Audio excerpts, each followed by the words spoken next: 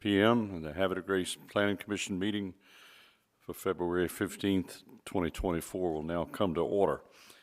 I'll call the roll. Ed Garano. Here. Warren Hartenstein is absent.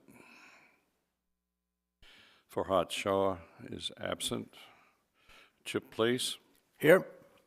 Janice Chan. Here. Councilwoman Tammy Schnegus is absent. Harry Miller. Here. And Chair Volney Ford is present. Here comes Farhat. And here comes Tammy. Councilwoman Schnegus is here now. So is having, and Farhat Shah is present. So we do have a quorum. Okay.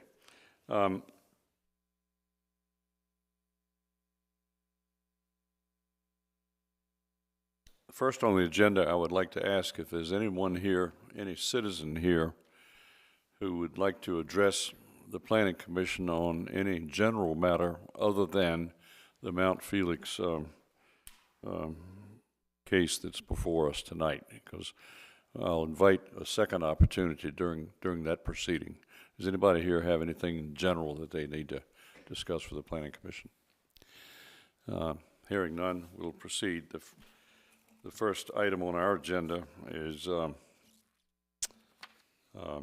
listed as a vote to send the comprehensive plan for 60-day review to Maryland Department of Planning. I've had some conversations with the department today. We're not ready for that. But I don't want to just leave it hanging. We've got to move forward with finalizing the comp plan to get it over to the state as quickly as possible. The next two meeting dates are March 11th and March 21st. And it is my determination for us to take a final vote of approval of the comprehensive plan as the first item on the agenda at the beginning of the March 21st meeting, before we even do any other casework or anything, so that can be put to bed.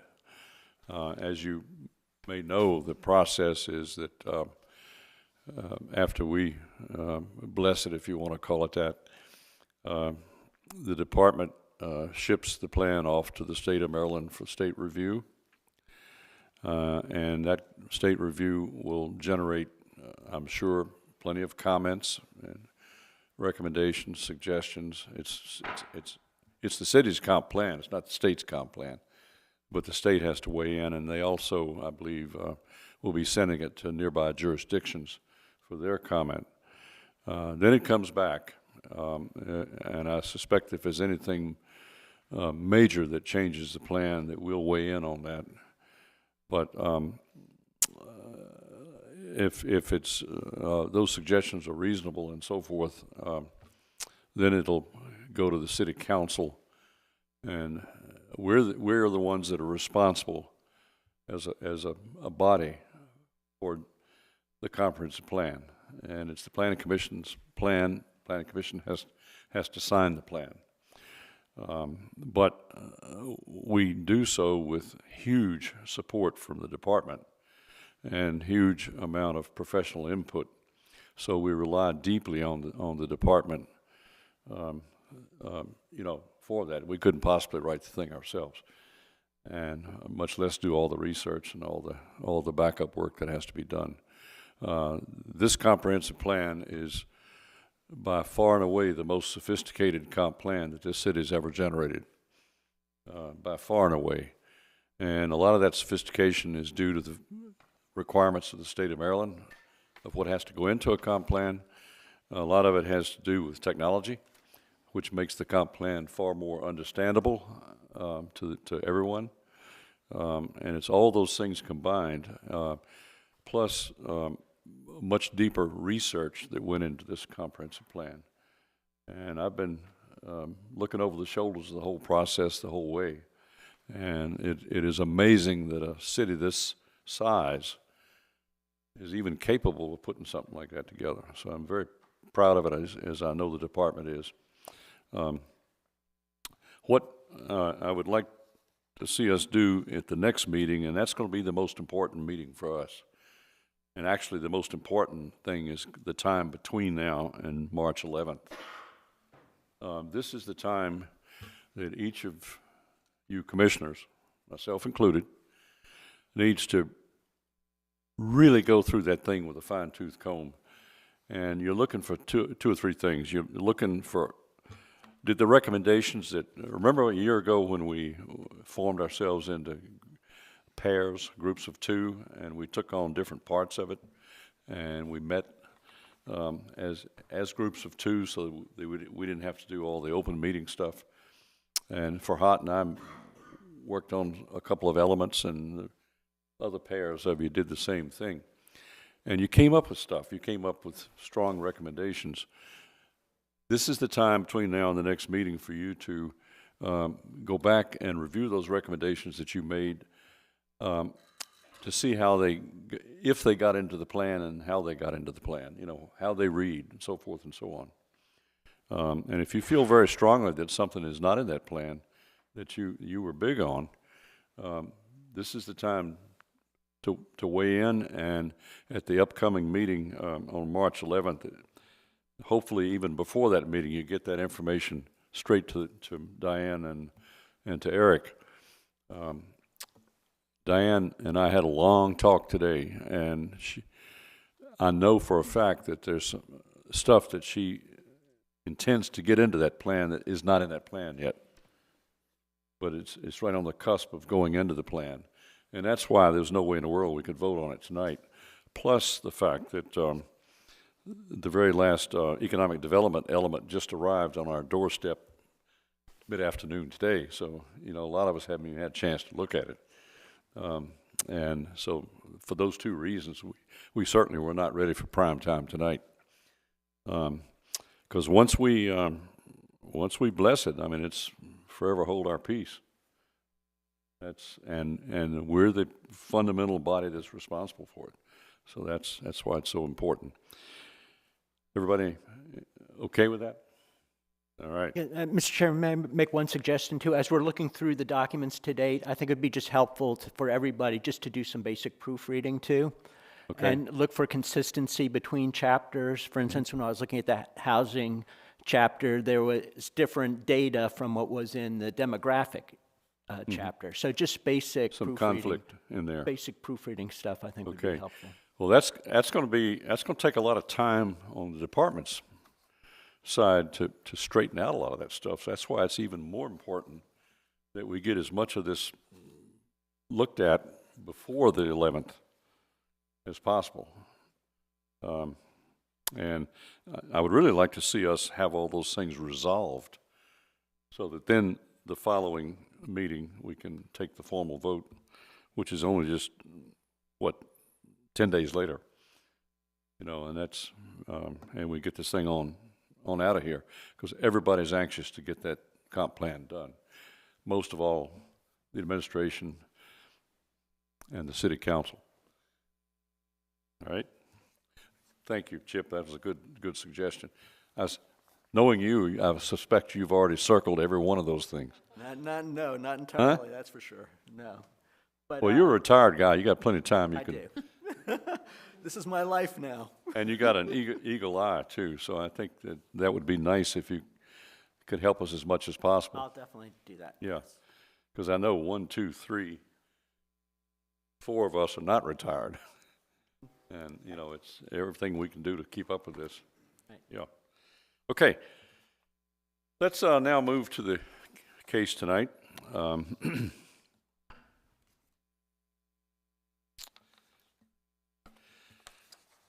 We're not voting.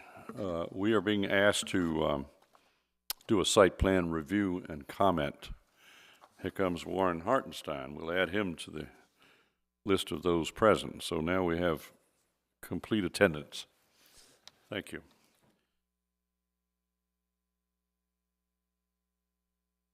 Okay, the applicant is what I just call Anello/Mount Felix,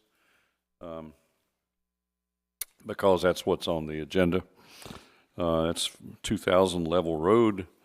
They are bringing to us a concept site plan for review and comment.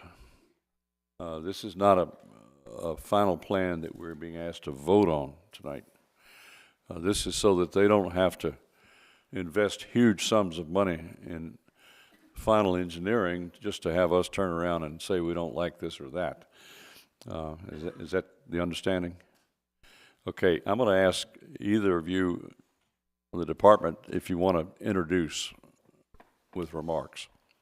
Sure, yeah, just briefly, I think you've gotten everything. So this request was actually put in by the applicant.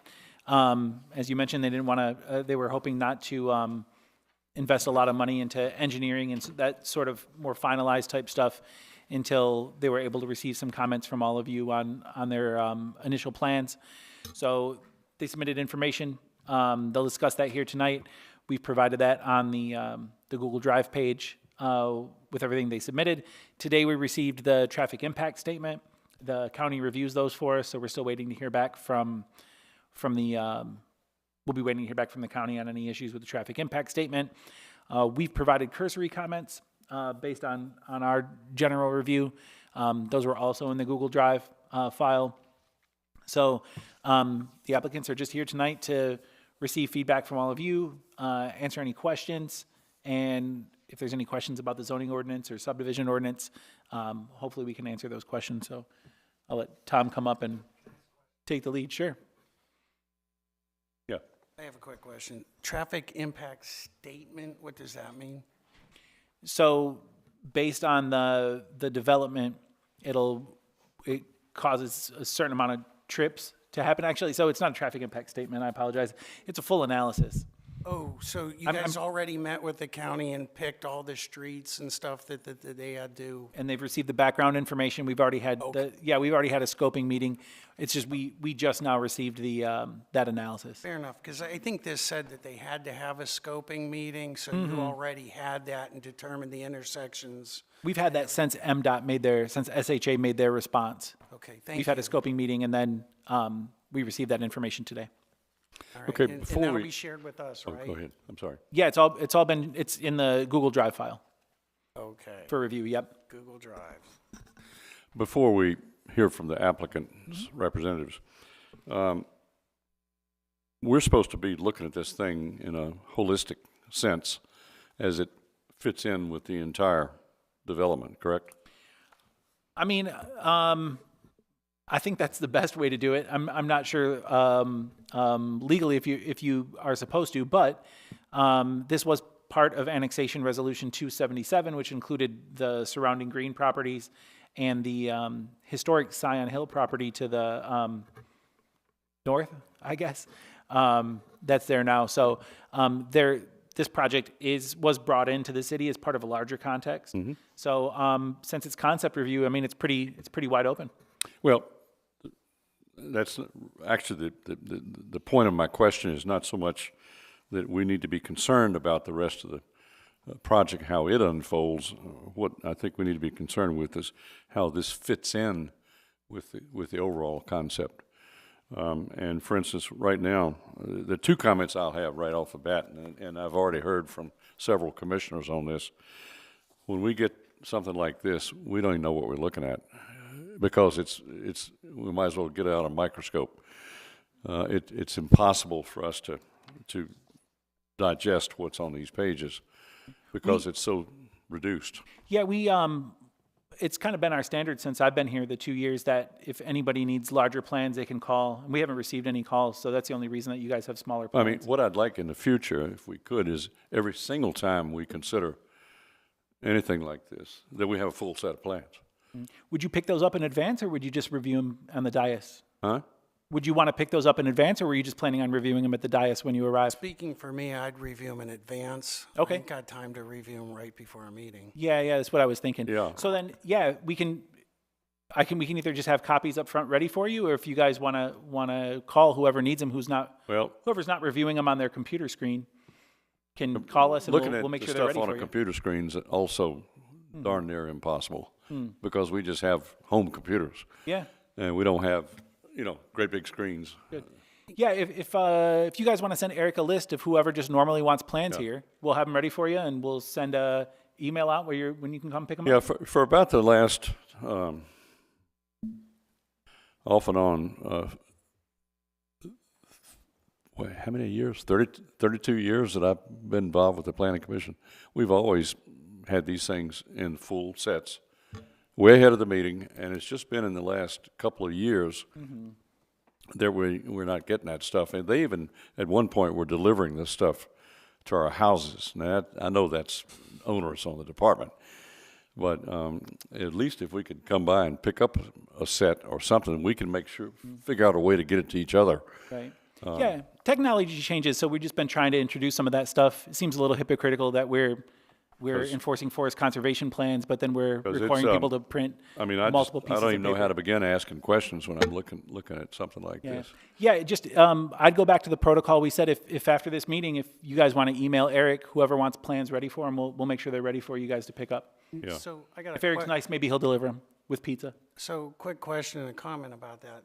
The comment is even on the Google Drives, and I don't know if it's just me again or whatever, but even using the enlargement function, trying to make the drawings and zoom in, it's kind of difficult. It's like there's two options, and I agree with Volney. Depending on how busy the plans are, they're very hard, difficult to read. And then the question would be, and I can't speak for other people either, but if you have multiple size options for your plotter, even a 17 by 22 would work for me. I find them easy to carry and look at, I don't know who has plan tables to look at size A or B sets, but I tend to look at a lot of Cs. Now, that might not work for everybody else, but that'll save a little bit on some paper, and we're not asking you to print a whole set of, plans and specs, but, the site plan and everything. Whatever your guys' preference are, just let us know. We'll have those right. ready for you at the front desk. Yeah, that's sort of been the protocol since I've gotten here, and this is the first time that, well, maybe not the first time I've heard a complaint, but the first time that it's come up. Now- I don't know. It wasn't. I didn't mean it that way. I'm just saying it's the first time I've really heard So of it. the first question, of course, is how does this fit into the overall site up there? Do we have anything here that shows the entire site? In other words, this little street that's leading into this place, that's coming off of Zion Hill Drive, and then we got to say, well, where's Zion Hill Drive? That sort of thing. All right. So Tom, let's start with that. If you could, if you'd introduce yourself and give us your address of record. Sure. Tom Miner of Frederick Ward Associates, 5 South Main Street. I'll start with a high-level view. I was going to start on the site and then kind of Yeah, go and back then into come the overall compliance of the concept. Yeah. But I'll start this kind of reverse a little bit into the granular and then come back to That's fine. the compliance aspect of it, just to start with the description and then go to the boring part of compliance at the end. Okay.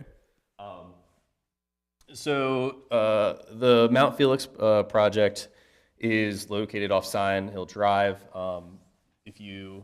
Right now, Zion Hill is actually under construction. This drive is constructed up to pretty much here. And that's a private driveway?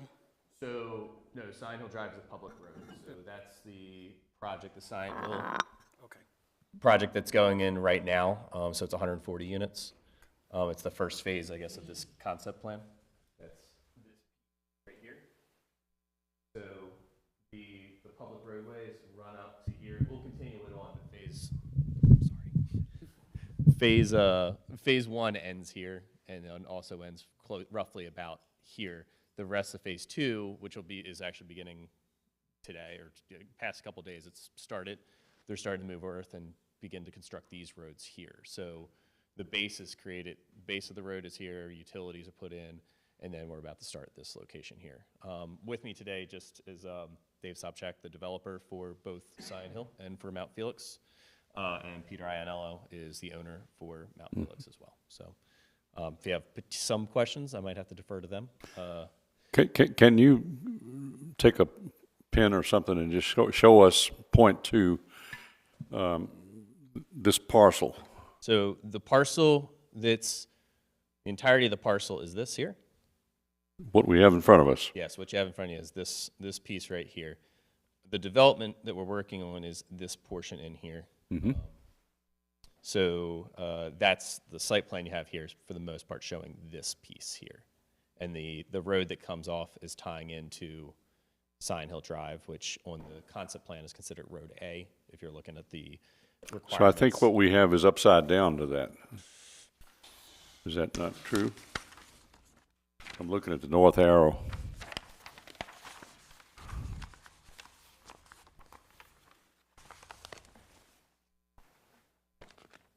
Yes. Okay, everybody got that? You turn your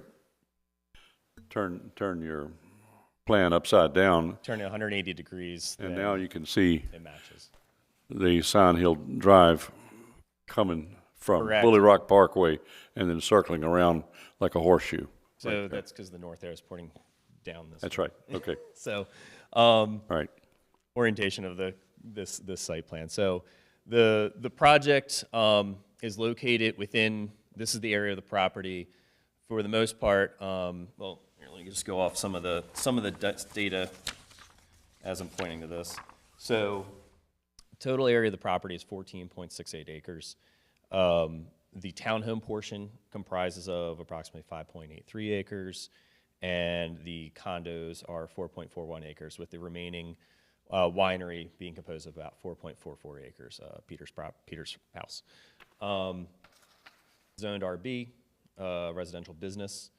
The towns are 24 feet wide, garages on the two-car garage on the first level, some other active, space on that first level as well for, residential use. And then the most of the living spaces on the second and third level. And then the condos are 4-story, 24-unit condos. Very similar to some of the condos you'll see kind of around, and I have renderings that we'll flip over and I'll show you in a little bit. The access and utilities are pulled off of this access and utilities mentioned on the master plan, or the concept, what do we call it? The single concept plan. The access and the utilities are pulled off of this road here, and then accessing this portion of the site. And the condominiums were a portion of the Board of Zoning, Board of BOA for number 536 on September 7th of last year for the condominiums to be approved as a conditional use. I'll leave up here for a minute. You guys have any questions? Since No, you this is can- a work session, I want to I kind of just make have it more of one. a conversation Where, thing. do you have a road coming out onto 155 from that? So we do not have a road in this development coming out off of here. So we did do some investigation of what it would take to obviously leave the house intact and put a public road on the side here. Going this way wasn't really feasible. So the only location we could place the road and not be in the Greenway. greenway easement and to not demo the buildings was this, really messed up on orientation since south and north, is on the downhill side here. Putting that road in was basically, you're putting a public roadway right next to the estate house. It was pretty impactful. It was a lot of grading. And then also additionally, it kind of messed up some of the tree line here. It wasn't great. So we investigated that. It didn't seem to work very well with any kind of orientation. It ended up being pretty much a largely unloaded road through this location, and then you were coming down through here again. It just didn't work with the development. Okay, thank you. So that's, yes. So we did look at it. It was pretty impactful. I could provide some sketches of what it looks like. It was pretty. I like that you're not doing it. So, but we did Any look at it. We questions? did investigate, tried to see how the grading worked out. Yeah. I would say that most certainly it would probably take away from the ambiance of the vineyard and all that you're, have built and have come together with your event center and everything. So I think it's great that we're going to find another way. I got a question. Sure. So I know I'm getting old, but We, back when we looked at, I guess it was the annexation and maybe the green property, is the green property going out to 155? No. No. Okay, I can't remember. I thought I saw some sort of road and a park and whatever else when we were looking at that. And it's been a couple of years and I lost all that stuff, by the way. I used to have it, but. No, everything goes back to Chapel, or it's Chapel Road, I think. Yeah, everything goes back to Chapel.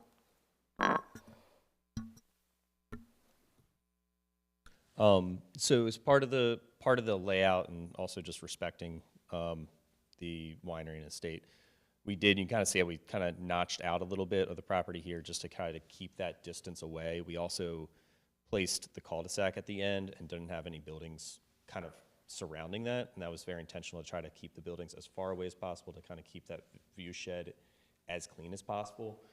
We also put the towns on this side, again, keeping to this being kind of the view shed when this was dedicated, and same with the actual sign, the estate property here with that view shed. We pushed the condominiums as far over as possible. Recognizing that there's also the barn and everything else here that's also kind of right now obstructing, and I've got site distance exhibits here I can flip over here in a minute. But it basically shows that these structures and even the houses, if you're sitting on top of the hill here, are, obstructing just as much as the buildings that we would be putting in as well. So it's not having a outsized detrimental effect.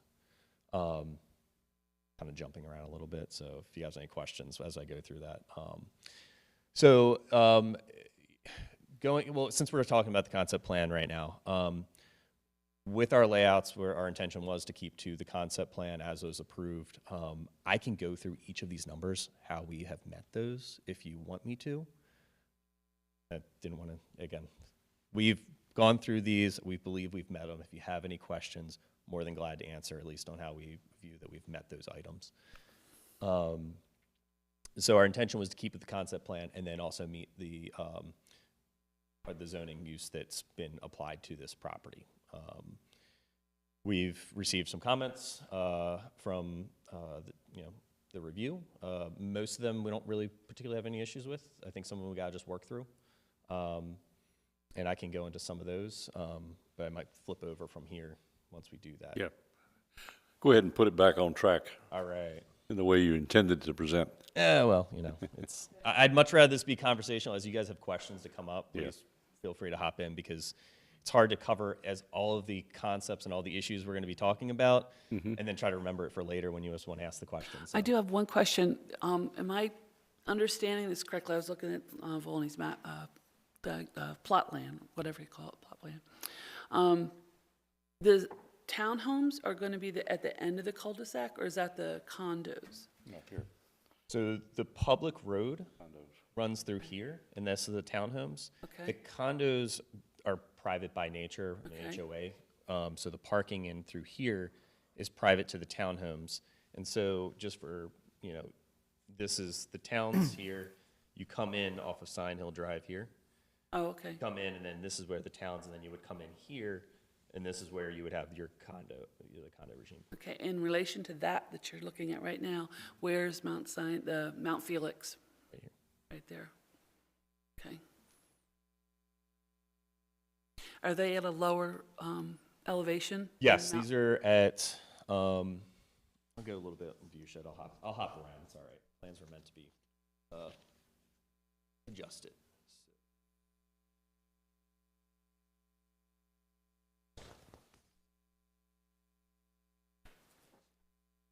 So this was so.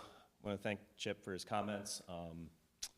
We got him yesterday. He made some really good points. Wanted to make sure we addressed them. So we did some section cuts of the view sheds from both Mount Felix and from the Scion Estates property up this way, just to show how to give you kind of reference as to what you would be looking at and what you would kind of see. Granted, you're pretty good distance from these, so it's not like you're standing right up next to it. But if you were, line of sight, things that would be under you or in that that distance. Nothing we're proposing for the most part is impacting the view shed of the property here. So everything's pulled away to the side here. If you're looking at through, I guess we'll say this town view or the townhome view, you're going to be, for the most part, you'll be just seeing the tops of the houses if you were looking down at the water. You know, distance from the water, any obstructions, you're looking at the tops of the houses, you're looking at the trees, looking at the peaks of them. That goes for here as well. So Mount Felix is basically just hitting the tops for the most part, and then same with from Scion Hill. You're just kind of just clipping the tops of the buildings. When you go from the view on this side here,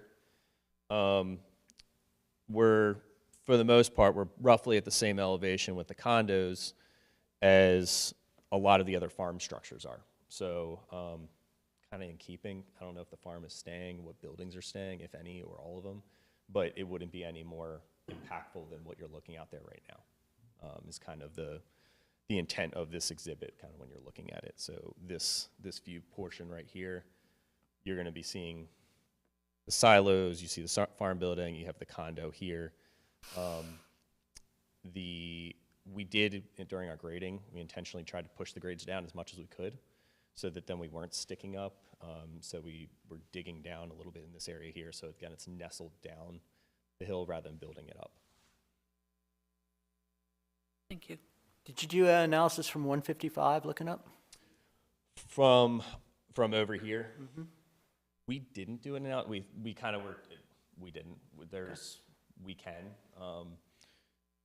Just wasn't, we were more focused on, Mount Felix and Scion, making sure we're keeping these view sheds. I guess if we do one from 155, just let me know where you're particularly thinking about, just because it's a whole linear chase, so picking different elevations changes, obviously, where we're going to be looking at. A lot of people value that view, including people on the commission, I know, so it would be helpful. Yeah. At the entrance, roughly, where the entrance of Mount Felix is that kind of something you'd like to see? Yeah, I did a photo from there, or in the middle, kind of as you're driving by, if you were happen to look up, Okay. What would you see? There's that.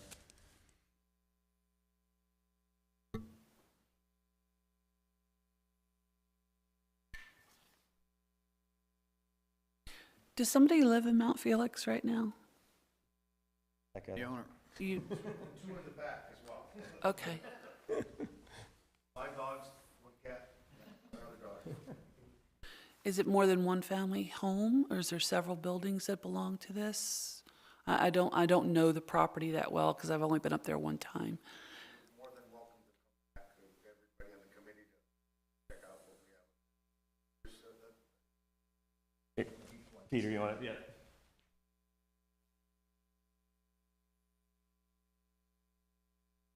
Hello, committee. Thank you for your time. My name's Peter Ianello, 2000 Level Road, Havre de Grace, Maryland.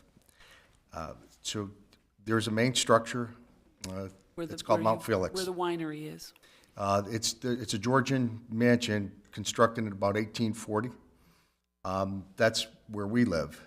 Oh, Separate from that is a small building that was the original pump house for providing water to the main structure through a well system. Then we have a third structure. That's where our winery is. It's a production center. It's a tasting room, and then it also houses the winery administrative offices. okay. Thank you. Thank you.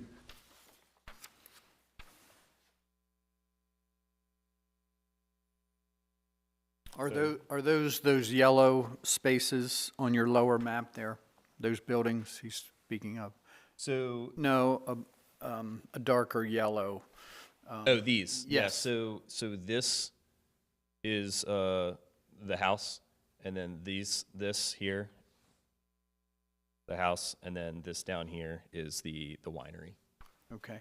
And then further, those other, are those the farm buildings? These are the farm buildings, correct? Those are the farm buildings. And you're not sure if those are going to stay or go, right?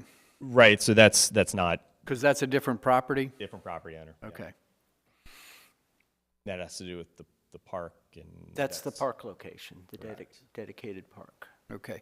And then the large green space on that lower map is open space, correct? Yes, this here is the environmental trust easement. And that was, we wanted to make sure we were preserving that view shed. I mean, we're not building anything there anyway, but that's why we flipped. Initially, the condos were here, and it honestly worked a little bit nicer as far as a planning layout, but we wanted to respect that view shed as much as we could. But the historic easement that's on the neighboring property, is that the whole, like, I think there's like 22 or 23 acres? There's 50 acres on the. Yeah, but the Mount Zion, or Zion Hill is right there. Is that all the yellow? Is that under easement? Nope, I don't think so. I don't believe so. Okay, or It's is it just the recognized as a- house? Just the house? Well, it's part of the it's a national historic place, Right. registered with the Department of the Interior. So the house is on the National Register, and a lot of the landscape around it is viewed as contributing to the historic place. But Mount Felix is expressly excluded from that designation. But the Zion Hill, the surrounding houses, and the landscape is considered as contributory. Okay. There is no easement to answer your question, though. On the land? No Just easement the on the house? Okay. Any other view shed questions? I can flip her down. All right. Since we're talking about view sheds and renderings, so you know what? Let me take that one.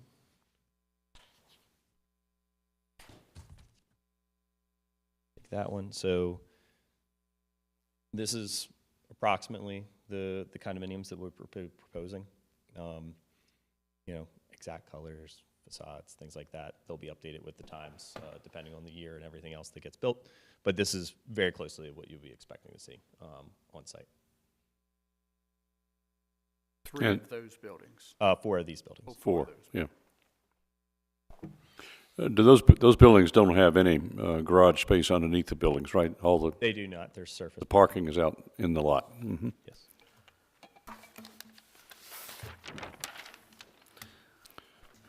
Okay. Good. I have a question regarding the parking. Sure. We can. Are you going to go into that later? We can go into it now. If you got the question, let's go for it. Well, the question is that you're supposed to have parking for 288, I believe, but you only have parking for 238? Sure. So there was a little question about zone in the code, how we were reading it, how Tim was reading it, and honestly, we just were like, let's see what happens with the parking componentry. So the code states 3 spaces per unit, which is extremely high for this use. We're going to end up with a sea of parking. The townhomes provide 2 spaces in the garage and 2 spaces outside of the garage. The overall parking outside of the townhomes provides 2.5 spaces, approximately, per condo. If we include all of the parking for the entire site, then we meet the parking requirements. However, if you take out the fact that we have 4 spaces for the towns, there's 50 spaces, there's 50 towns, then we don't meet the parking requirements. So, gone through, and I fully understand Tim's, interpretation on it. I think it's, completely fine. We would preferably like to figure a way to not have a giant sea of parking. Most other projects don't have that level of parking. Historically, I believe the parking requirements that were made for a particular reason outside of this project. So I don't know what type of leeway or bandwidth we can have for changing the parking requirements. If we need to provide it on site, we can do it. We would probably just lose a few townhome units. So be it. I just really hate to have a giant sea. No guest parking? So typically for condos, we'll have like 2 units two parking spaces is usually plenty. And then you have extra parking on top of that. So being at 2.5 spaces, we basically have 50 extra spaces already for what's Right. typically required or desired. The townhomes have 4 spaces, so they're already pretty heavily parked as far as, some people use their garages, some people don't. But we also have outside parking here as well for guest parking. Okay.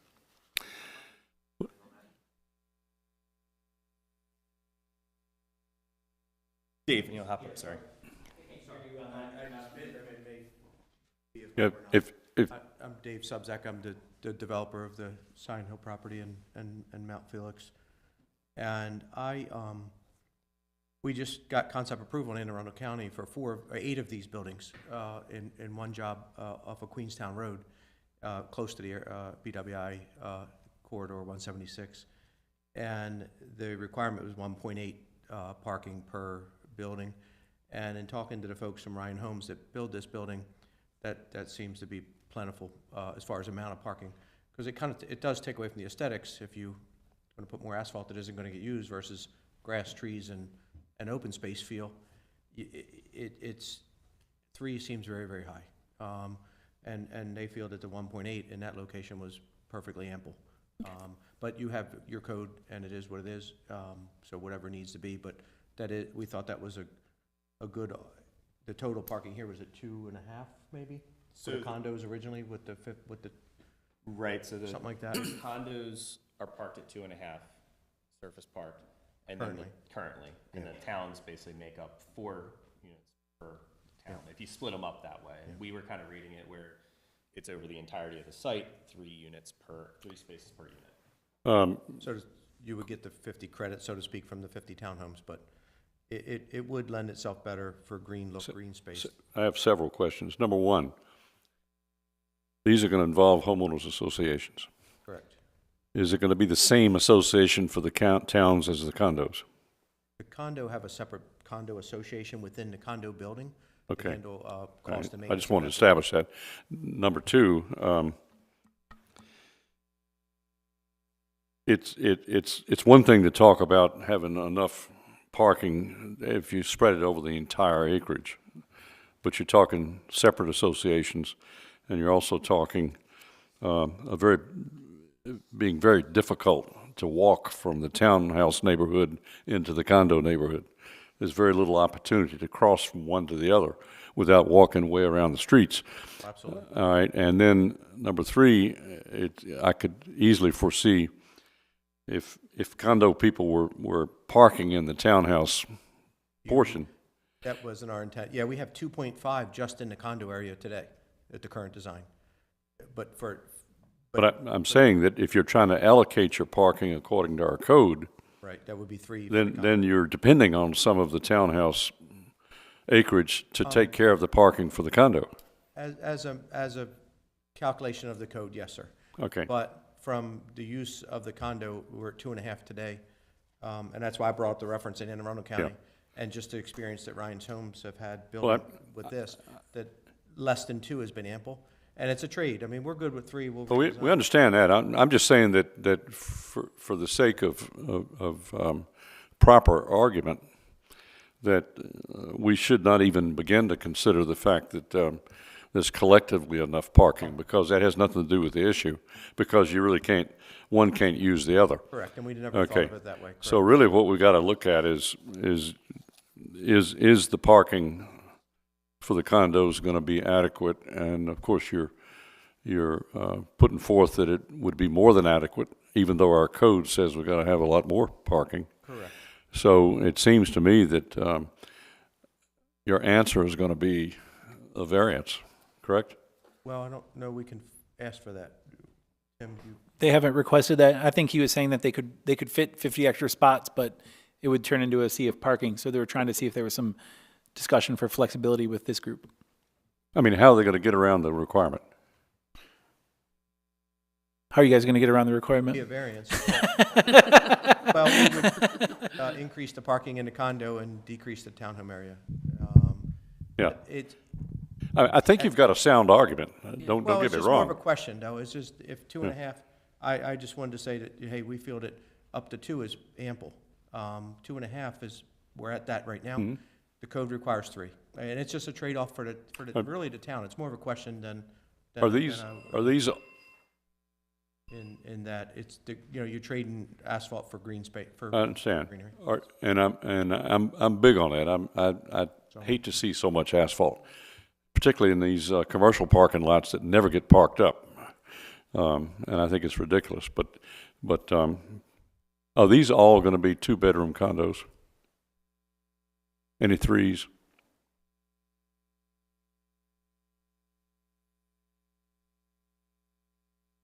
Hold on, let me look at this for a second. And I'll leave it back to Tom. Sorry to interrupt. I just was. Mr. Chairman, while Tom's looking, I would just note that in the Planning Department's report leading to the approval of the overall concept plan, the department recognized that, well, that first they promoted a lot of new urbanism ideas, but specifically said that, one thing that the city, and it would probably be a city council action, that maybe parking requirements could be reconsidered on the site. Lord. And especially if they average 2 bedrooms, there's no point in having a 3-bedroom unit count. That's onerous overall anyway in the city, but probably might not be required in this situation. They're 2 bedrooms. All 2s? And assuming what I got here is correct. Okay. But I can double check. Well, with what that suggests then is that probably half the condos might have 2 cars and half of them might only have 1 car, because most of those 2-bedroom condos that we've experienced in Havre de Grace, and we've got plenty of them, many of those condos are occupied by 1 person. So the other part of this too is we're doing age targeted. So the marketing, everything else will be marketed towards a more senior resident. I mean that's we can do it, and that's kind of where we're coming to is we'll do it if you guys want us to. We can definitely provide it, which is why we can't go for a variance. We wouldn't go to the Board of Appeals and get that. We wouldn't be able to win that. If the city council doesn't change their ordinance, the parking ordinance, before you come back to us, then it would seem to me that your best approach is, and we've done this before, is to do a little study of other condos in the whole area and be able to demonstrate what the real parking is, and then go right to the Board of Appeals and use that as your argument. Okay. And seek an appeal. And that was the main thing, is I didn't want to go do that without you guys being okay with it not having an issue. Yeah. I mean, what you're doing makes sense to me. So I have a question and a comment and some feedback. Building on what everybody said, you said there is going to be an HOA, right? Would they not be able to enforce these parking rules for the community? Could they take on that responsibility? The number of vehicles per unit, for instance? Yes. Yeah, we could have dedicated spots, and then we could have guest parking spots as well. But the ways. HOA could Yes. oversee that, right, for you or for part of the rules discussed here? Correct. And to just a little bit clarify on the HOA end, is you have to have a condominium HOA, but it would be specifically, but then you can have an overarching HOA that then manages both of these. And I mean, this would be Dave's option when we're doing Scion Hill as well. There could potentially be an overarching to all of these. So again, which is beneficial because now you have more cohesivity in the community, which is one of the great benefits, honestly, with having the same developer doing both of these projects. Okay, and then the other question was, besides, let's say they take on enforcing the parking rules, what else could they do in terms of, for lack of a better term, traffic management and other rules? So the HOA is pretty much, it's like any other HOA. You got to make sure things are they'll make sure things are maintained. They're going to be charging fees. Fees aren't paid. Things aren't adhered to. They have the various powers that an HOA has to make sure enforcement is adhered to, including a lien on the property. So they're an HOA, and Ryan Holmes has done a ton of HOAs, and they've got it pretty pat as far as their documentation to make sure that things are maintained, which is important for them for their long-term visibility of their project. They want to make sure it's successful. So I don't know if, like, if solves the problem holistically, but that would be my suggestion, to give that duty off to the HOA. Yeah, I think what you're asking too, and we can do that. I just got confirmation from Ryan Holmes that they are all 2-bedroom. There's no 3-bedroom. Good. We can restrict the number of cars allowed per unit. We would have to talk to the Ryan Holmes folks to see what they thought that would do on the, they don't like detrimental sales things, of course, but that's an option, or come up with some blend that fits. Ironically, I was just at a friend's house in Florida golfing last week, and they had restriction on cars per house in that community. For that reason, there was no street parking, so they had to come up with that. And so it can be done through an HOA. Okay, again, just a suggestion, you know. So, And just one thing, like, so Hartford County, for example, they're 2 cars for a 2-bedroom and 2.5 for a 3-bedroom. There, no, I guess honestly, I don't think anyone. So we're tighter than the county, that's what you're saying. You want more parking than the Yeah, county. that's what I mean. Yeah. so parking question. So the townhomes have garages, Yes, they have a 2-car garage. and you're counting 4 spots, so 2 spots in the garage and 2 spots in the driveway. Correct. And how can you count somebody's driveway spot for an overall? Well, that is exactly the issue. That's why we weren't. It was the code. Because we were just talking about total number of spaces, and they have 4, so we can count those because they don't need 4. So whose driveway am I parking in? So, well, exactly. And so the point is that there's not the need for it. It's just simply a code statement, Yeah. code requirement, which is why we were very Right. comfortable doing that, because it's a code requirement for the parking.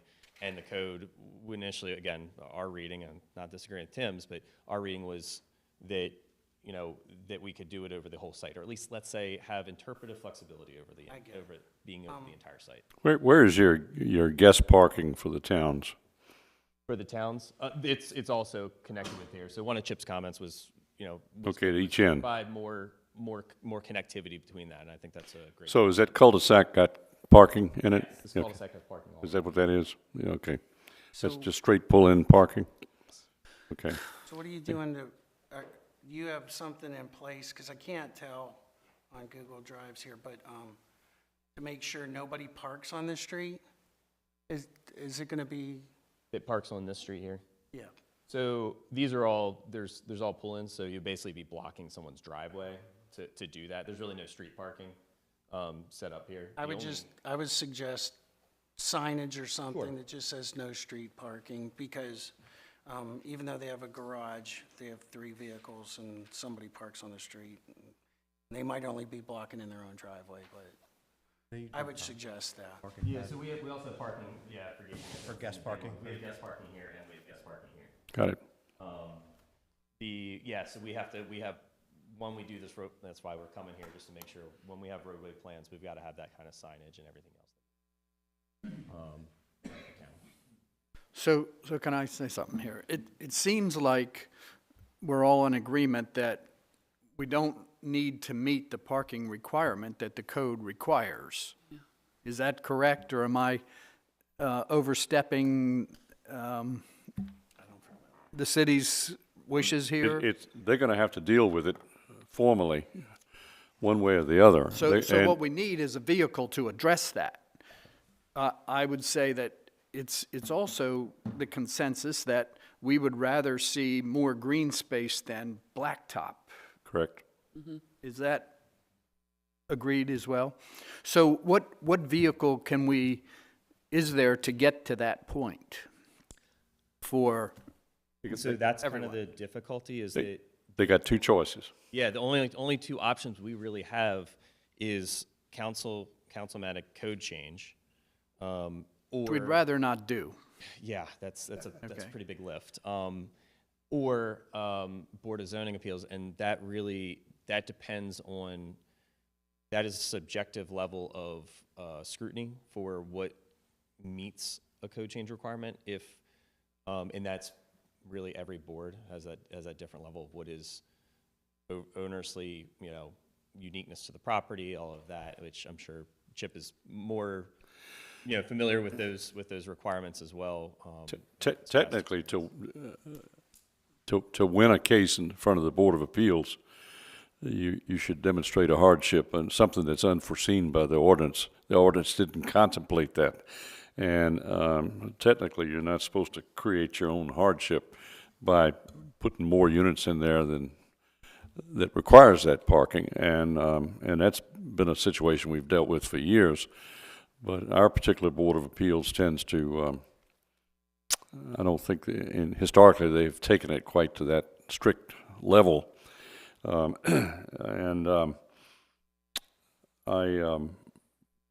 If City Council decides to change the ordinance, that's a process. It takes a little bit of time. If they go along with it, it takes time. And particularly, I didn't want to go to them without you guys being okay with Yeah. that. Basically, what we're saying is that in order for us to give your site plan a final approval, you're going to have to solve that problem. Sure. Because we can't make that decision. We have to stick to the ordinance. Mr. Chairman, if I may, and I have much broader comments, and I was going to save them to the end of the presentation, but I think this needs to go back to City Council anyway, because of differences with the concept plan. So certain details like parking could be addressed at that time if the City Council wants to take this up again. But I mean, if the City Council decides to amend the ordinance, that's public hearing, that's another trip back to us, that's all that stuff. And you're looking at 6 months maybe. Right. And that's even before we could put a final blessing on this thing. Absolutely. And so we're just juggling between Which is somewhat expedient, not That's the right. easy route, but also good design, because we Yeah, don't want to yeah. have everyone deal with a sea of parking at the end of the day. That's really, the two things we're trying to balance. On that map, I could not see this on my computer, and I printed it out. I could not see it. Is there green space anywhere in this whole town, or is it the areas and then blacktop? So we have Common green space. Yeah, common green space. common green space. So we have common active recreation space back here. Yes. So we kind of are working a little bit of synergy with having the top lot here, working with Mount Felix and the winery. We have parking in here also kind of semi-servicing that. There's a green space portion in the corner, and then we have stormwater management working around. Not a very big parcel, so the green space isn't going to be large, ginormous blocks, because we're only talking about 10 acres in total. But there's green space in the single concept plan, correct? The whole 50 acres? So going back a little to my notes, the single concept plan asserted 61 acres of green space. 50 acres was taken up is executed by having this, the environmental easement up here. We're providing 1.69 acres of green space on the property, of which 0.29 is active, which is made up of this portion here. So as far as green space is what's required by the single concept plan, we're providing more than our pro rata share is required. But there's also a requirement in that zone that we provide at least 20% green space in that zone, and we're providing 29%.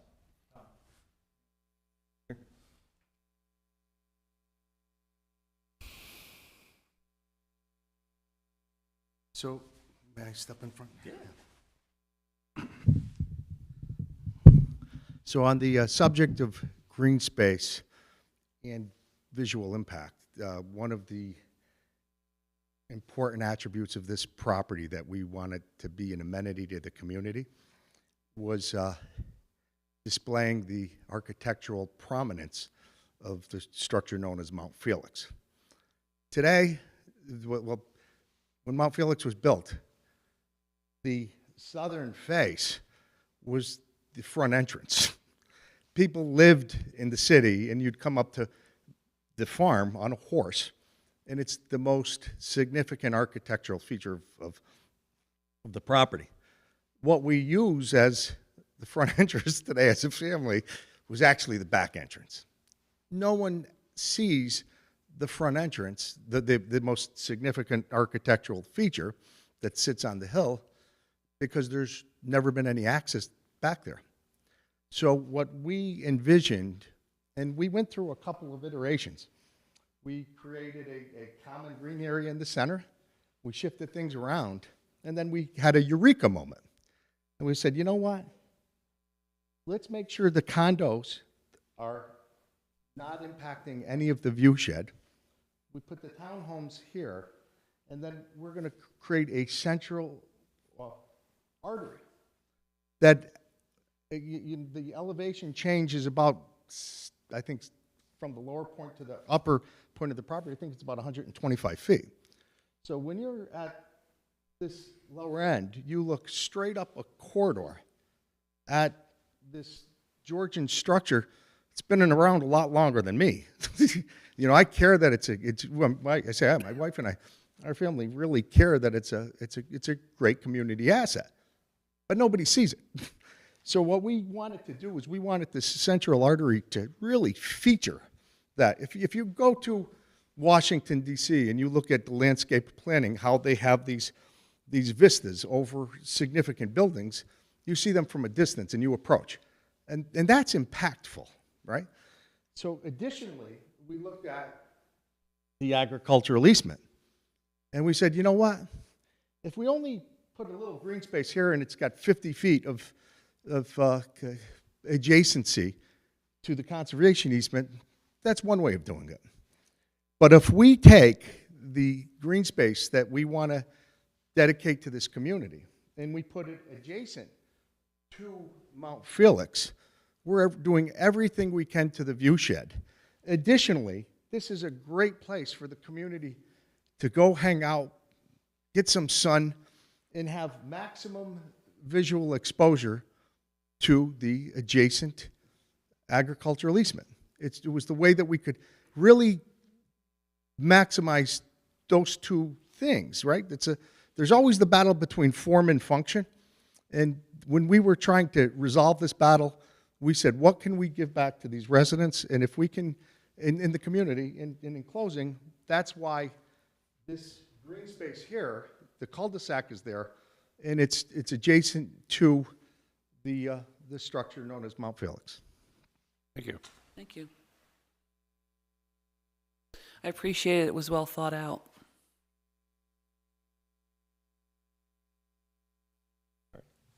So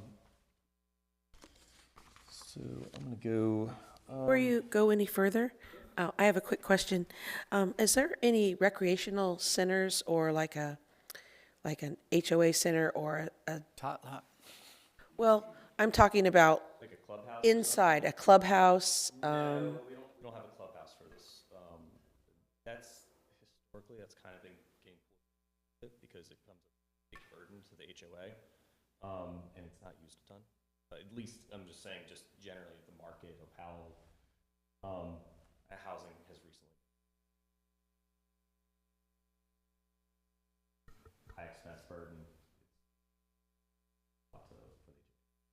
Okay, I was just asking because sometimes, that's a draw for some residents to be able to have parties, et cetera. Really, the winery is the draw in this. I mean, it's a private business, but it is a draw to where you can, be at your home and you're right next to a functioning winery. You have the open space through here. It's, you're backed up right to a lot of open land. And I think it's wonderful that it's so close to the winery. I was going to ask, is there access to the winery, or do you have to go around? Is the winery fenced off, or? There will be walking trails or something figured out. I don't think we have a We don't have any bit of winery. So we don't have any connectivity shown right at this point. But one of the statements about having better connectivity with the park, we do need to have a trail that goes up to that, and either an easement or a flexible easement to where we put it in whenever that trail is, or maybe we just put the trail up to there, and then when the parks create it, they connect into it. The same would go for the winery as well. I think the community park is going to be a major asset, because trying to do a clubhouse would, like Tom said, I mean, from the financial side, it's not enough units to really support. It'd be a huge burden. For example, Bully Rock, You know, people who live there need to be able to afford those amenities, and they're very nice, a beautiful community. It's been selling for a long time because of one financial reason. When they built Scenic Manor across the street, sold out very quickly. The HOA dues impact that dramatically. But in this case, between the winery, and we're going to connect that, we want to connect the winery to the park to the bottom side of Sign Hill. We want to have a total interconnection for walking, biking, whichever, and when that community park is going to be really key to this, because it's going to tie in really nice to not just this property, but the legacy, the green property, legacy development and whatnot.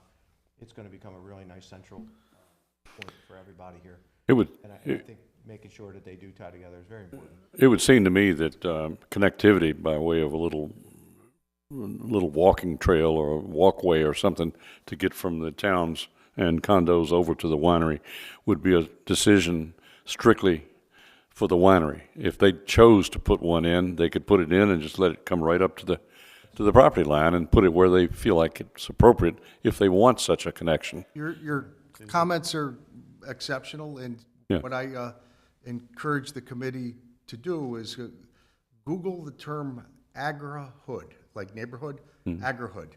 And you'll see a website that's highly informative that discusses how one of the hottest trends in development today is a concept called the agri-hood. It's taking, it's exactly what it says, but it integrates agritourism complex with residential development, and it provides people access to it. So that's what I'm excited about partnering with Dave. You know, he heard what our vision was, he embraced it, he supported it, and he loves what we're doing. And we've looked at alternative properties in Havre de Grace to try to look at expanding our operation, different things. And we're pretty excited to move forward with this vision if it all works out. Instead of a tot lot, you can let the kids go play in the vineyard and tear it up. I have one question for Tim. Is this going to require a water tower being built out there? I don't think we have enough information on this specific project yet. So the water model study was completed. There is a capacity issue generally in the city, whether that's done through a underground storage tank or a water tower and the precise location. I'm not sure that any of that's been fully determined yet. But if they were to build that, they would have to have a water supply, and if we don't have the resources for that, should that be something that comes before this? Yeah, I mean, we do have an adequate public facilities ordinance, so they would have to make sure that we have proper capacity and flows for both water and sewer, for school attendance, and all the traffic issues would have to be taken care of. So those are the four things under the adequate public facilities ordinance. All those things would have to be taken care of, but generally all that stuff is engineered, approved by the city's engineer, and then put into public works agreements to make sure that all those improvements are taken care of. Thank you. So kind of to that is, we've been ready to pretty much submit come here since like October, November. However, with the APFO, we can't get a vote until the water issue and some of the other issues are determined. Really what we're coming here for today is that, you know, we don't want to sit for another 6, and I don't want to rush Tim too much on, you know, I'm going to rush him a little bit, but on the APFO requirements for the water. What we're really looking for is to make sure that the vision that we have shown here is acceptable. We have obviously this parking issue we've got to resolve. We've got, there's some comments about landscaping and buffering, you know, and some widths and things like that we can work through. But we want to make sure that, you know, what we have here is acceptable. So when we address those comments, work to an agreeable solution, that when we're, you know, with taking time to work through that, when we go spend all this money on engineering and review, everyone else spends 9 months doing this, that, you know, it's a little bit different. We'll basically be at final when we're presenting this plan to you. Okay. So we want to make sure we have all of your concerns and comments addressed, so that then realistically we don't have to come back, redesign a bunch, and then come back again. It's really more of a time issue. I get I it. don't want to wait another 6 to 9 months or more, you know, because it takes time to resolve those issues, and I don't want to rush the process. Yes. When we first saw this project, there was some discussion about Sign Hill being someone interested in refurbishing the Sign Hill home and the outbuildings. Is that still? That is outside of different owners. Right, So that's- that for our purposes, we haven't really had that discussion. Okay.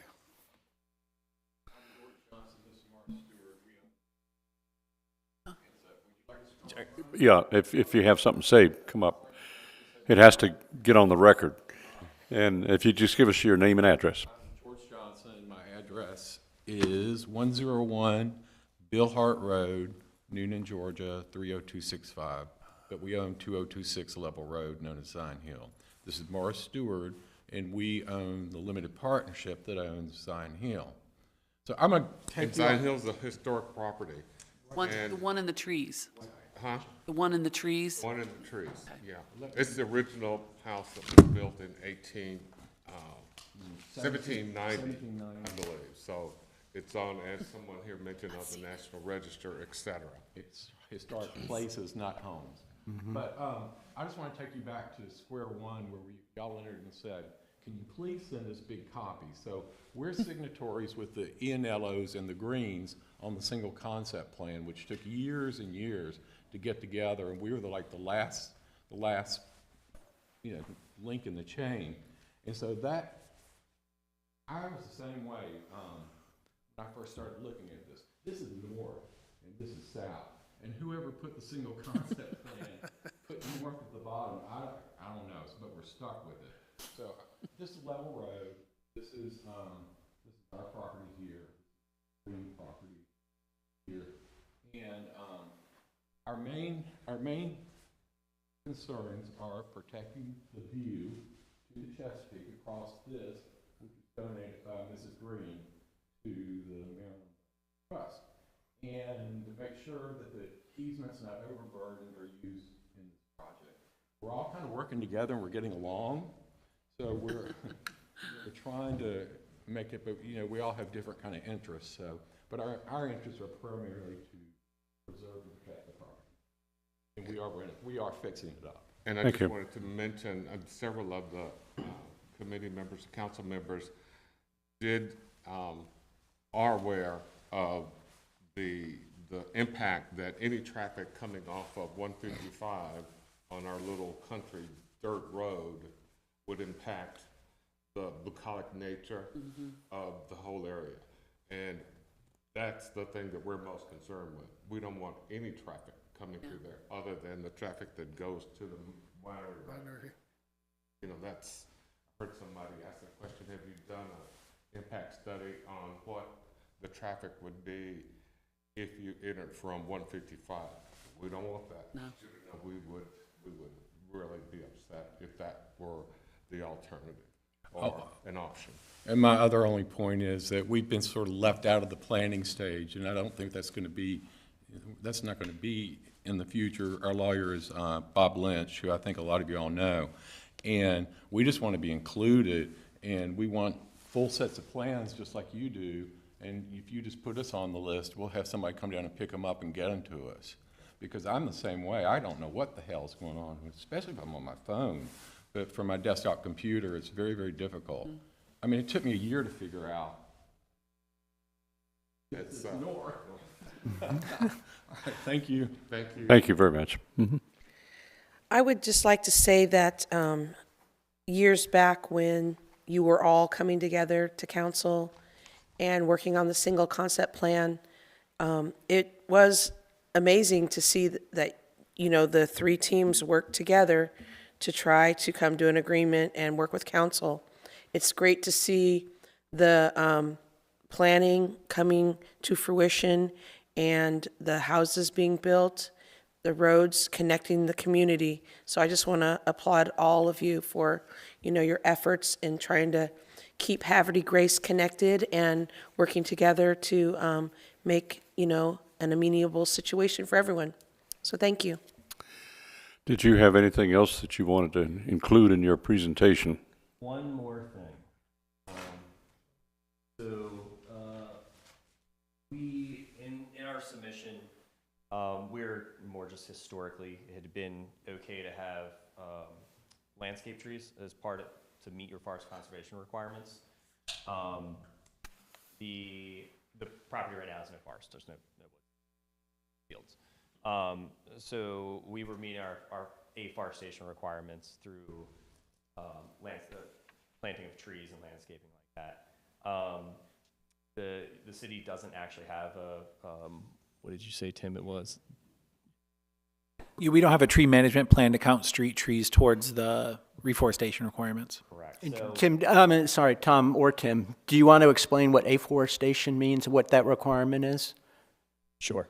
So you have in your forest conservation rules, you have forest conservation requirements, you have thresholds. If you are clearing out, if you have no trees, or if you have below a certain threshold, I believe it's 15%, you have to plant up to that threshold.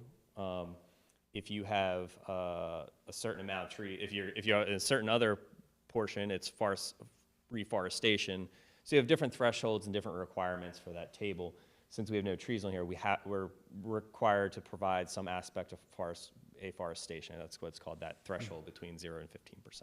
So you have to plant tree, even though you have no trees on your property, you still have to plant trees. Exactly. And so Yes. unfortunately, since we don't have that, that ability just in the city because of certain other paperwork aspects, we would like to, we still want to provide trees and boulevards and make it green. We're not going to get credit for it, but we want to make it nice no matter what. But we will be, because of that, we have to request either a fee in lieu to basically pay for offsite conservation that goes to a bank.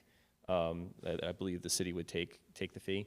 Or if we have some other ways that we can meet it, it would be possibly offsite or something. But we wouldn't try to place on here because it would end up being a small pocket of woods that would end up probably just collecting trash on the property. So Okay. that's the one thing that this plan accounted for landscape trees being in the forest conservation. Since we can't do that, since the tree management plan hasn't been put into place, we'll be requesting a fee in lieu. So basically, you're saying you're going to plant trees along the road. Right, but it doesn't That's get about counted, it. unfortunately. Right, okay. So if we were in Hartford County, that would all be counted, and we would have met our requirements. You're gonna offset Yeah. by doing it that way. Mm-hmm. But we're still going to put the trees in, even though it is not counted. Just more a heads up that the landscape plan generally that you're seeing is going to be pretty close to what it is, independent of meeting it, just because it would make for a nicer site. Well, we have to leave it up to the department to Sure. It's a good comment. Just oversee something that. different than what Yeah. we provided you. Yeah. Anything else you'd like to add in your presentation? I think that's it. All right. Now I'm going to ask the commissioners, do you have further questions? Harry? So, got a couple of questions. One, what's the timeline that you would like to do? What I'd like? Yeah. Next week. So realistic timeline, it has to do a good bit with the APFO and trying to understand how we can get the water services met for providing sufficient water for the property. We could probably have all the remaining approvals and engineering done in the next 9 months or so. That timeline is, ideally we'd like to break ground before winter hits. But that's, a little bit out of our control, so. Okay. And I feel the need to ask this question. I might ask it all the time now. This isn't phased or anything, is it? You plan on doing it all at once? Yes, this one is not phased. Fair enough. I'm just curious. As far as the buildings, condominiums, they go in individually as units as they sell. As a certain amount of condo units sell, then they go and build it. And then same goes with the townhome blocks. They do the same. But as far as the actual land development, everything prepped other than the physical building, that all goes in at one time. So if they don't sell, you might not build them? I don't know if MVR is going to be doing, if Ryan Homes is going to be doing spec builds. So that's kind of up to them if they think that there's enough demand in market. Sometimes they'll just go ahead and build them because there's so much demand. They're like, we'll build it and someone's going to buy it. So that's more market based. Fair enough. Question for you guys, because I was looking on Google Docs. So you said the traffic impact study was uploaded today? I just received it today and just uploaded it today, yep. And is it the one, I'm just making sure that it's the one dated 8/14/23? Yeah, I think that is the file name. Okay, so fair enough. There was a little confusion on it being, we thought it was submitted, and there was a little back and forth. We didn't realize that the traffic engineer hadn't submitted it. That was a miscommunication. It's okay. It's been done for a while. I just want to make sure I'm looking at the right thing, and I'll pour through 238 pages of it, I guess. I want to make a comment about that. So I did just look at the first 3 pages real quick here on my phone, and I want to say that I appreciate the intersections that were picked on this one, okay? I really, I mean that. So it is pretty comprehensive, so I assume that from what we got here, you know, it talked about that would be required, but since we have it, I guess we're going to update this with recommendations at what they might have to do at various intersections, if anything, but I'll see what the report says. It probably says, yeah, there's no impact to the bottom of the hill, but just, you know, that would be in here if that's it? Yeah, I mean, I think the rule in our APFO is that if it's in a residential area and the impacts fall below level of service C, then they have to provide mitigation to get it back to C or better. And if it's outside of a residential area, then I think it's D or less. So I would have to go through and look at that. Like I said, I sent it to the county today for their review. Usually they get comments together and then we confer and discuss. Okay. Mm-hmm. And since and this is only impacting city roads, so 155. You're still required to study state intersections deemed by both state highway and the city. fair enough. I think 155 would be impacted. I think it was looked at. And then parts of Chapel Road are in the county. Yes. But Right. okay. And then I got 2 other quick comments and I'll be done. One, I want to say that, you know, I think you guys did a really good job here with the rest of the comments. You know, I mean, it is pretty comprehensive. When I read through it, it addressed almost everything that I would have thought to ask about. So I wanted to say that that's a good report. And to the gentleman over there about 155, I was hoping all the traffic would go out to 155, and it has nothing to do with you. I live on Chapel Road.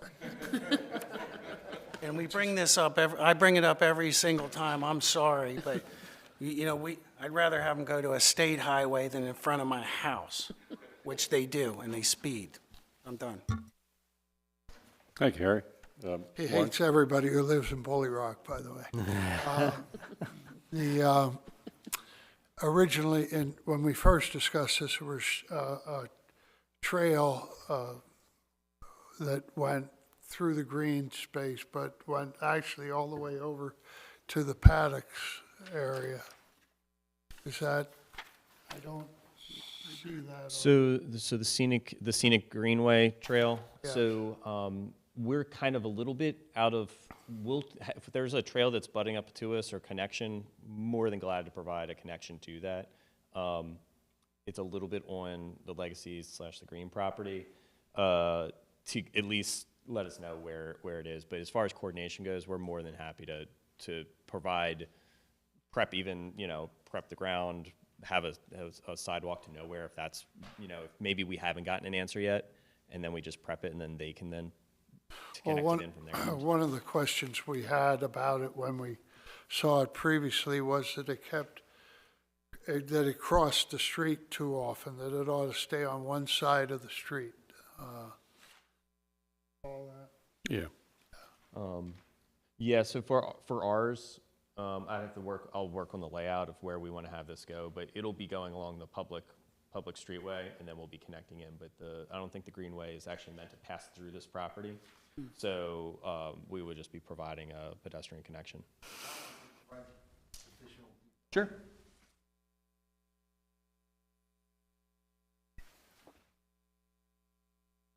Thank you.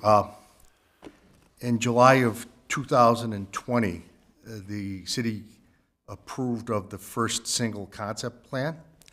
And I emphasize as well that the city's goal was not to see any piecemeal development. So that's why they required the property owners to come together and reach consensus on infrastructure, road, all that. There were 3 signatories of the first single concept plan: the Ainellos, the Greens, and the Patrons. And that was approved on, I believe, August 7th after council meeting, after the signatories presented the single concept plan to the city council. The city council then voted approximately August 7th of 2020 and approved of the single concept plan. That was August 7th. George, what day did you close on Cyan Hill? It was approximately July 14th of 2020. This is just fact-based. I'm not giving you opinion. What happened was the Green Trust never reported to the city that there was a new owner of the lands in the single concept plan. So when the city found out about that, they required a new single concept plan, well, not a new one. They required the partnership George referenced to sign off an approval of the single concept plan. George then had that opportunity, looked at it. He had some comments, as did the city. And one of George's comments was, so the first single concept plan that you referenced had this walking trail, the Greenway, down what's depicted as Public Road D on the first single concept plan. The second single concept plan removed it and put it on Bully Rock Parkway. And George said to us, he said, hey, look, if you can keep the pedestrians, the bikes off of the road in front of my house, I'd appreciate it. And the city also said this greenway could possibly benefit the city because maybe we could put the water line that would connect the 2 towers underneath the walking/bike path, the greenway. So on our end, we said, hey, not a problem. So the reason why there's no connectivity today on either A, the single concept plan, or B, this plan, was because those are the reasons why that trail was removed. Okay? So you have the context. Thank you. It certainly has evolved over time, and it's wonderful to see, like I said earlier. So thank you for sharing that. Mr. Chairman? Yes. So I have a bunch of comments, so I was waiting for everybody to finish up here. First of all, I appreciate, Tom, you being here and the applicants being here and showing us the project at, I call it a sketch plan level, rather than concept plan, because we also have an overall concept plan, single concept plan that guides the overall development of the project. So, but it's very useful to come earlier rather than later, before you invest too much, so you can get our comments early. So I think that's a great practice, and I appreciate you all doing that. I did prepare. Did our fellow commissioners get the memo that I prepared? They have not. Okay, but you got it. Yeah. So I didn't get to go to Mardi Gras parade because I was preparing this memo. I had 3 main concerns, and I'll go into some detail on all of them. One was that the new arrangement, especially access, does not conform with the single concept plan that the city council approved, and that was the basis for the rezoning. The second comment relates to connectivity through the site to the new city park, not only for the new residents of this development, but for the residents of the Cyan Hill Estate subdivision that's being built right now. And the third one was, and Tom has started to address that already tonight, was the visual impact of this project and how that might be mitigated. So just to recap, and it has been referenced, and you see, Tom, would you mind putting the single concept plan up on the board? This, as was noted, the city did a rezoning, annexation and rezoning back in 2014, and there's been iterations of the concept plan which informs that rezoning over the years. The latest one was in 2020. And the part of the rezoning was it rezoned this whole space. This was zoned agricultural for Harford County, and it rezoned it to RB, which is the highest density zoning in Havre de Grace. And RB traditionally applies to the downtown area. And what you have in the downtown area is, a grid of streets. It's very walkable. It has easy access to parks, walkable access to parks, to community facilities like the library.